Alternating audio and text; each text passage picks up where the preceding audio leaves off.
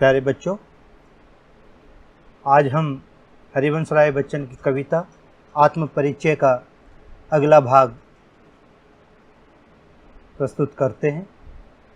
जिन विद्यार्थियों ने पहला भाग अभी तक नहीं देखा है वो हमारी पहली वीडियो हरिवंश राय बच्चन भाग 1 को देख करके उसे समझ सकते हैं। तो आइए आज शुरू करते हैं भाग 2। मैं निज उर के उद्गार लिए फिरता हूँ, मैं निज उर के उपहार लिए फिरता हूँ। है यह अपूर्ण संसार ने मुझको भाता, मैं स्वप्नों का संसार लिए फिरता हूँ। मैं जला हृदय में अग्नि दहा करता हूँ, सुख दुख दोनों में मग्न रहा करता हूँ। जग भव सागर तरने को नाव बनाए, मैं भव मौजों पर मस्त बहा करता हूँ। बच्चन जी इन पंक्तियों में अपने हृदय के उद्गारों की और उस उद्गार के फलस्वरूप जो प्रेम की उत्पत्ति उनके मन में उठती है, जो हृदय में प्रेम उत्पन्न होता है, उस प्रेम रूपी उपहार को लिए जगत में घूम रहे हैं। बच्चन जी को यह संसार अधूरा लगता है। अधूरा लगने का कारण उनकी जो प्रियतमा है वो उनके साथ नहीं है। उनके अभाव में, उनके वियोग में बच्चन जी को ये संसार अधूरा लगता है। बच्चन जी अपने सपनों का एक नया संसार लिए घूम रहे हैं। सपनों का वह संसार जो प्रेम से परिपूर्ण है, प्रेम से भरा पूरा है। बच्चन जी अपनी प्रियतमा के लिए जो प्रेम अपने मन में, अपने हृदय में लिए घूम रहे हैं, उसी प्रेम की अग्नि में वो लगातार जलते रहते हैं। उसको याद करके वो हमेशा विरह की अग्नि में जलते रहते हैं। फिर भी सुख और दुख दोनों जीवन के दो अन्यतम पहलू हैं। बच्चन जी सुख और दुख को समान भाव से सहन कर रहे हैं।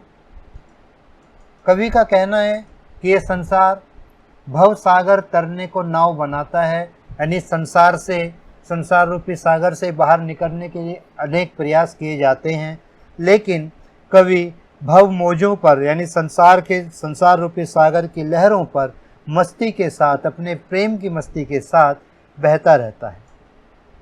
यहाँ पहली जो 4 पंक्तियाँ हैं, इन पहली 4 पंक्तियों में बच्चन जी अपने हृदय की बात करते हैं, अपने हृदय के उद्गारों की बात करते हैं।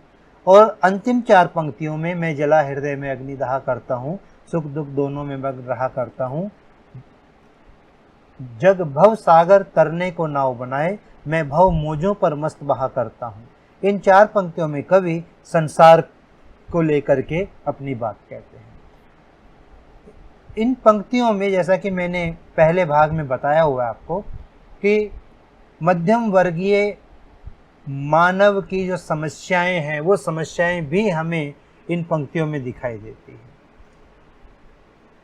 तो जो सपनों के संसार की बात करते हैं या संसार की अपूर्णता की बात बच्चन जी करते हैं, तो जो सपनों का संसार है वो मध्यम वर्गीय मानव के सपनों का संसार है। जो अपूर्णता की बात है तो मध्यम वर्ग के जो सपने हैं वो पूर्ण नहीं हो पाते हैं। तो अपनी अपूर्णता के साथ ही मध्यम वर्ग संसार में अपने जीवन को जीता है, जीवन यापन करता है, और उसे हमेशा ही अधूरापन अपने जीवन में महसूस होता रहता है। तो इस मध्यम वर्गीय परिवारों के साथ भी हमें इस कविता को जोड़ करके चलना है। अपने सपनों को पूरा न हो पाने के कारण मध्यम वर्ग हमेशा परेशान रहता है, एक दुख की अग्नि में जलता रहता है। फिर भी वो मध्यम वर्ग है, वो कुछ कर नहीं सकता, क्योंकि जो अमीर है वो और अमीर और जो गरीब है वो लगातार और अधिक गरीब होते जा रहा है, और मध्यम वर्ग को इन दोनों के बीच में पिसना है। अर्थव्यवस्था का जो पहिया है वास्तव में मध्यम वर्ग ही चलाता है, उसे चलाना है। तो इसलिए वो अपनी हर परिस्थिति के साथ समझौता करता है, और उस समझौते के कारण वो सुख और दुख दोनों को अपने जीवन का अभिन्न अंग मान करके उसी में मस्त हो जाता है।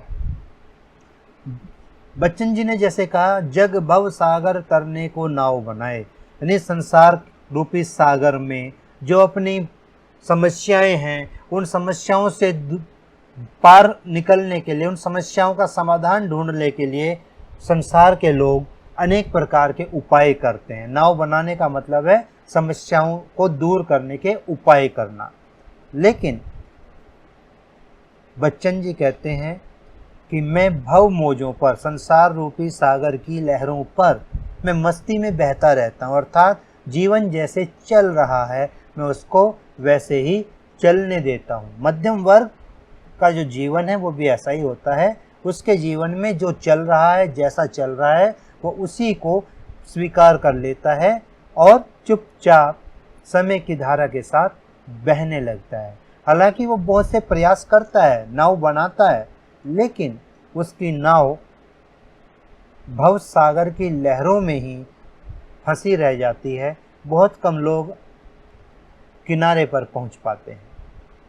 तो ये था दूसरा स्टेंजा। ये जो पीले रंग में आपको दिखाई दे रहे हैं उर, इनका अर्थ, शब्दार्थ नीचे दिए हुए हैं। उर मीन्स हृदय का उद्गार, दिल के भाव। उपहार यानी जो भेंट, हृदय में जो प्रेम रूपी भेंट है। भाना, भाता, भाना, अच्छा लगना। सपनों का संसार यानी कवि की कल्पनाओं की दुनिया। दहना, जलाना, दाह जो होता है, दहन, दहन से दहा। भव सागर, संसार रूपी सागर, रूपक अलंकार है। मोजों, मोज लहरें को कहते हैं, तो भव मोजें यानी संसार रूपी सागर की जो लहरें हैं। तो आइए अब इसकी व्याख्या देखते हैं। कवि अपने मन की भावनाओं को, अपने हृदय के उद्गारों को दुनिया के सामने कहने की कोशिश करता है। उसे खुशी के उपहार मिले हैं, उन्हें वह अपने साथ लिए फिरता है। कवि को यह संसार अधूरा लगता है, इस कारण यह संसार उसे पसंद नहीं है। कवि अपनी कल्पना का संसार लिए फिरता है, उसे प्रेम से भरा संसार अच्छा लगता है। वह कहता है कि मैं अपने हृदय में आग जलाकर उसमें जलता रहता हूँ, अर्थात मैं प्रेम की जलन को स्वयं ही सहन करता हूँ। प्रेम की दीवानगी में मस्त होकर कवि के जो सुख दुख आते हैं, कवि उन्हीं में मस्त रहता है। यह संसार आपदाओं का सागर है। लोग इसे पार करने के लिए कर्म रूपी नाव बनाते हैं, परंतु कवि संसार रूपी सागर की लहरों पर मस्त होकर बहता है, उसे संसार की कोई चिंता नहीं है। ये कवि के संदर्भ में हमने बात कही और मध्यम वर्गीय लोगों के बारे में हमने अभी आपको बताया ही है। कवि ने यहाँ प्रेम की मस्ती को प्रमुखता दी है, व्यक्तिवादी विचारधारा को प्रमुखता है, क्योंकि आत्म परिचय कविता है। कवि अपना परिचय दे रहा है, लेकिन उस व्यक्तिवादी में भी समष्टिगत प्रयोग कवि ने किए हैं। सपनों का संसार में अनुप्रास अलंकार है। भव सागर और भव मोजों में रूपक अलंकार है। खड़ी बोली का स्वाभाविक प्रयोग है, तत्सम शब्दावली है। मैं शैली का प्रयोग कवि ने किया है और स्वाभाविक रूप से श्रृंगार रस की अभिव्यक्ति है। आइए इस काव्यांश पर आधारित प्रश्न देखते हैं। कवि के हृदय में कौन सी अग्नि जल रही है और कवि व्यथित क्यों है? निज उर के उद्गार से कवि का क्या तात्पर्य है? कवि को संसार अच्छा क्यों नहीं लगता? कवि संसार को अपूर्ण क्यों मानता है? संसार में कष्टों को सहकर भी खुशी का माहौल कैसे बनाया जा सकता है? काव्यांश का भाव सौंदर्य स्पष्ट कीजिए। रस एवं अलंकार संबंधी सौंदर्य बताइए। प्रयुक्त भाषा शिल्प पर टिप्पणी कीजिए।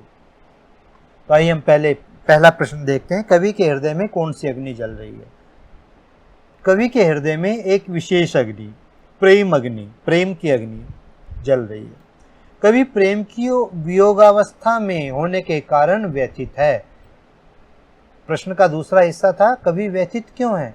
तो प्रेम की विरह अवस्था में, प्रेम की विरह अग्नि में जलने के कारण कवि व्यथित है।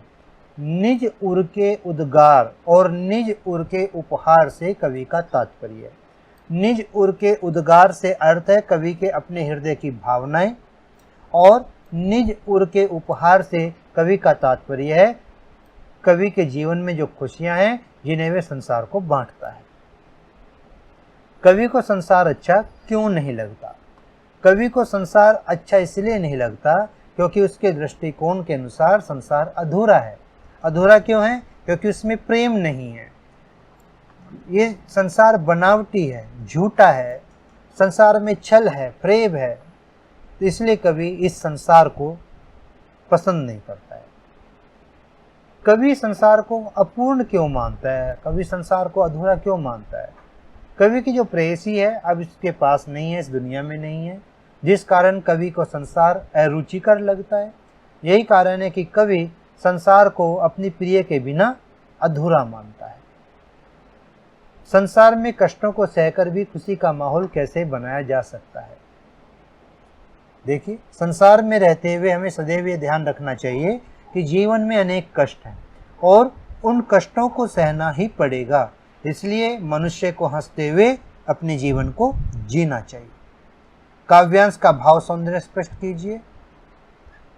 भाव सौंदर्य का मतलब होता है विचार।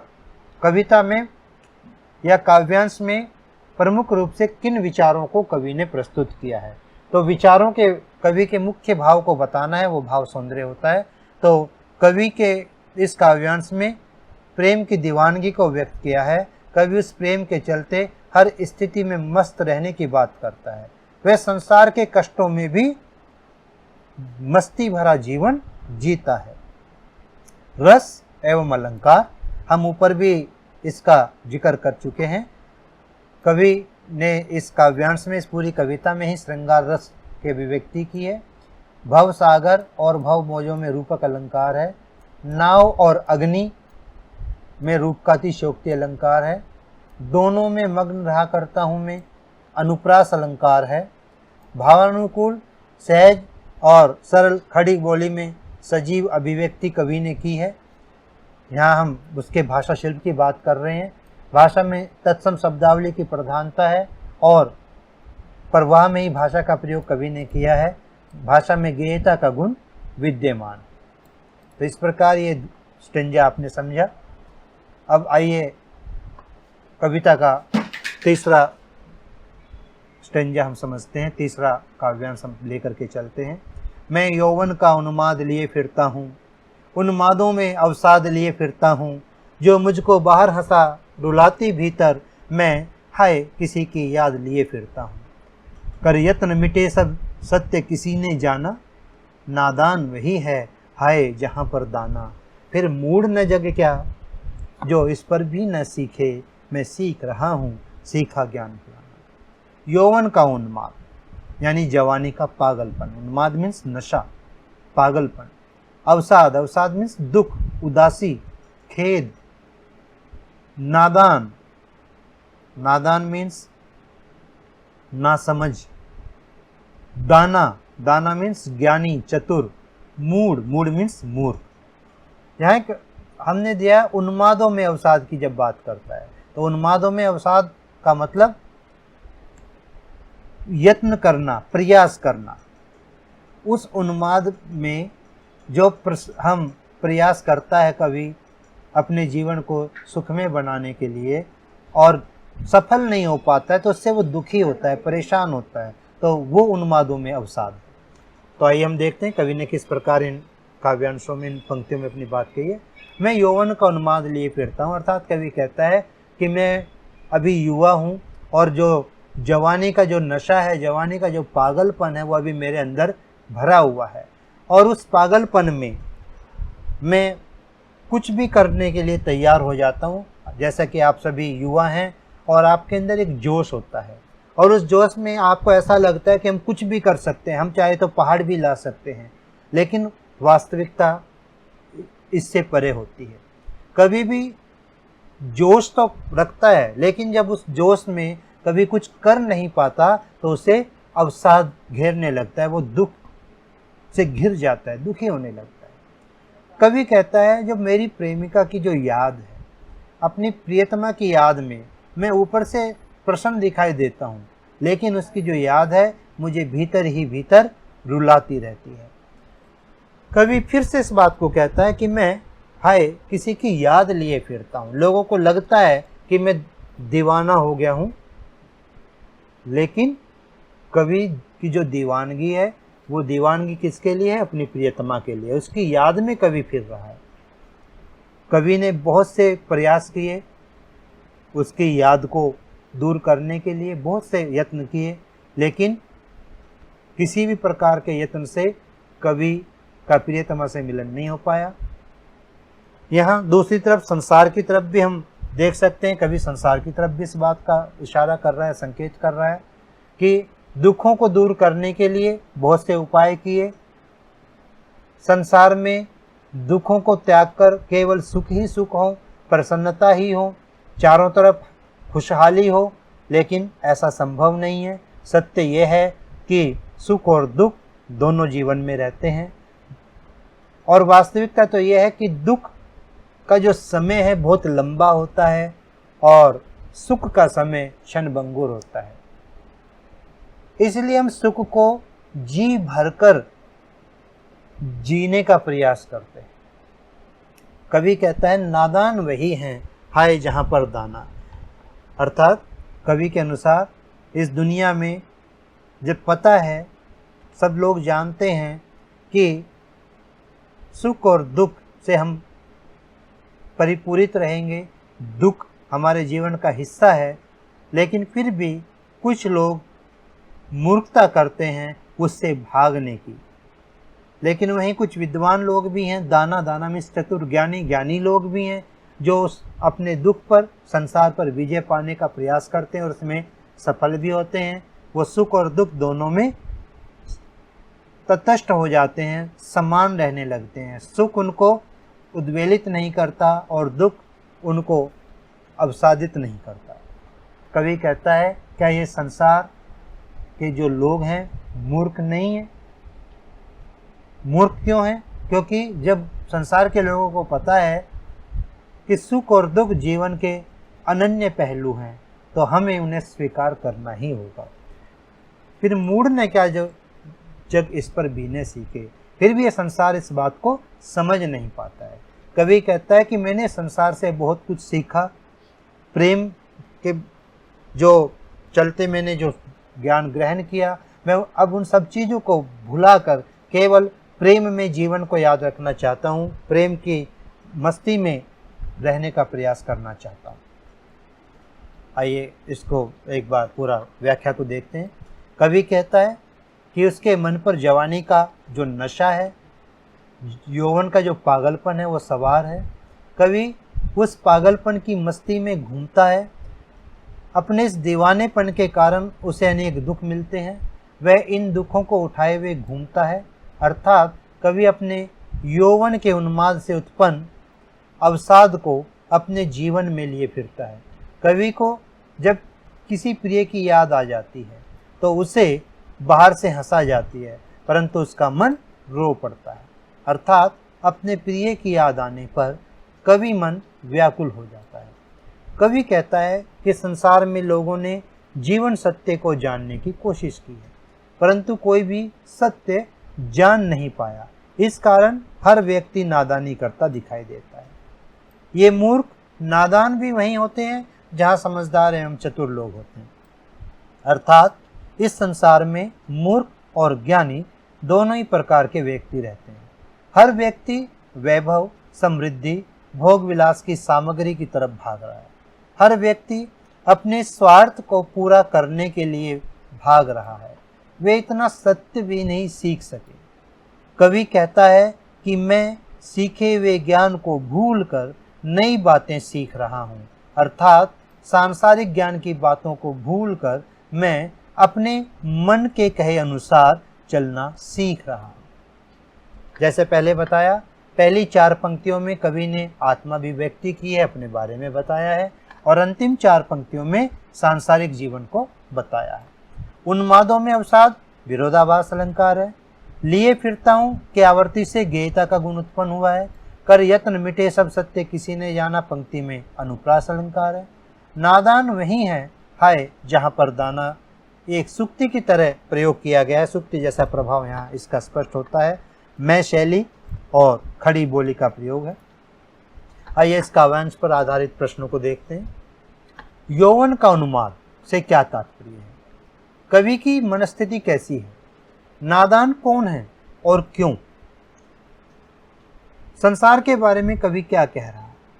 कवि सीखे ज्ञान को क्यों भुला रहा है? आइए इनके उत्तर जानते हैं। यौवन का उन्माद। कवि प्रेम का दीवाना है, उस पर प्रेम का नशा छाया हुआ है, परंतु उसकी प्रिया उसके पास नहीं है, जिस कारण उसका जीवन निराशा से भरा हुआ है। कवि की मनस्थिति कैसी है? कवि संसार के समक्ष तो हंसता दिखाई देता है, परंतु अंदर से वह रो रहा है, उसे अपनी प्रिया की याद आ जाती है, इसलिए उसकी जो मनस्थिति है वो हम समझ नहीं पा रहे हैं, देख नहीं पा रहे हैं। नादान कौन है और क्यों? कवि के अनुसार वह व्यक्ति नादान है जो यह जानता है कि यह संसार अपूर्ण है, शाश्वत नहीं है, फिर भी वह अपने लिए धन वैभव को खोजता फिरता है, अपनी स्वार्थ पूर्ति करने के लिए फिर रहा है। कवि संसार के बारे में क्या कह रहा है? कवि संसार के बारे में कहता है कि यहाँ लोग जीवन सत्य को जानने का प्रयास करते हैं, परंतु वे कभी सफल नहीं हुए। जीवन का जो सच है आज तक कोई जान नहीं पाया है। कवि के अनुसार सीखे ज्ञान को भूलना क्यों जरूरी है? कवि अपने सीखे ज्ञान को क्यों भुला रहा है? कवि संसार से सीखे ज्ञान को भुला रहा है क्योंकि सांसारिक ज्ञान से कवि को जीवन सत्य की प्राप्ति नहीं हो पाती। इसलिए कवि सांसारिक ज्ञान को भूलकर नया ज्ञान सीख रहा है, जिससे वे अपने मन के कहे अनुसार, अपनी मर्जी से, अपने अनुसार अपने जीवन को जी सके। तो ये थी इन दो काव्यांशों की व्याख्या। आपको अगर कहीं भी किसी भी स्थल पर ऐसा लगता है कि इसमें हमें ये बात और स्पष्ट करनी चाहिए, या आपको कोई प्रश्न मन में उठता है, या आपको इनके अतिरिक्त और किन्हीं प्रश्नों का आपके मन में जिज्ञासा उठती है, आपके मन में प्रश्न उठता है, तो आप हमें कमेंट में अपने प्रश्नों को लिख सकते हैं। हम उनके उत्तर देने का पूरा प्रयास करेंगे। अगली वीडियो में उनको भी हम शामिल करेंगे।